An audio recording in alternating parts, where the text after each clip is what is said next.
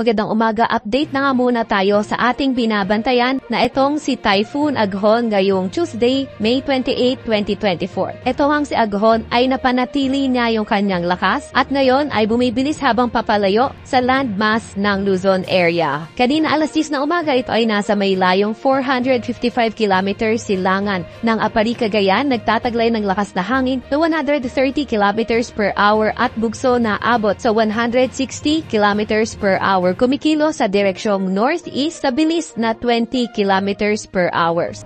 So, ito yung inaasahan natin na magiging track netong si Aghon. So, nakita natin itong yellow-orange area. Ito yung mga nagtataglay ng malalakas na hangin ni Aghon. Nakita natin dito sa ating mapa na may kalayuan na nga ito sa landmass ng ating bansa. Kaya wala na rin tayong nakataas na tropical cyclone wind signal sa kahit na anong parte ng ating bansa. And then, after 24 hours on May 29, 8 a.m., so may kita nga natin nasa may 925 kilometers na siya east-northeast na extreme northern Luzon, and on May 38 a.m., 1,490 kilometers east-northeast ng extreme northern Luzon. Ito ay nasa labas na din ng ating Philippine Area of Responsibility.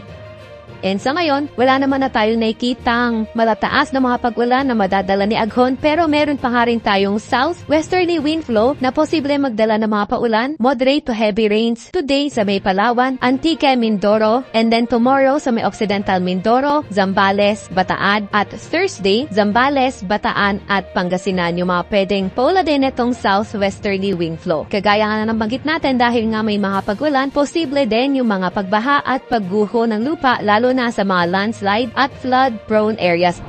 Wala na tayong nakataas na gale warning sa kahit na anong baybay ng ating bansa, pero ingat pa nga rin sa papalaot sa may silangang bahagi ng Luzon dahil posible yung katamtaman hanggang sa napakaalong karagatan.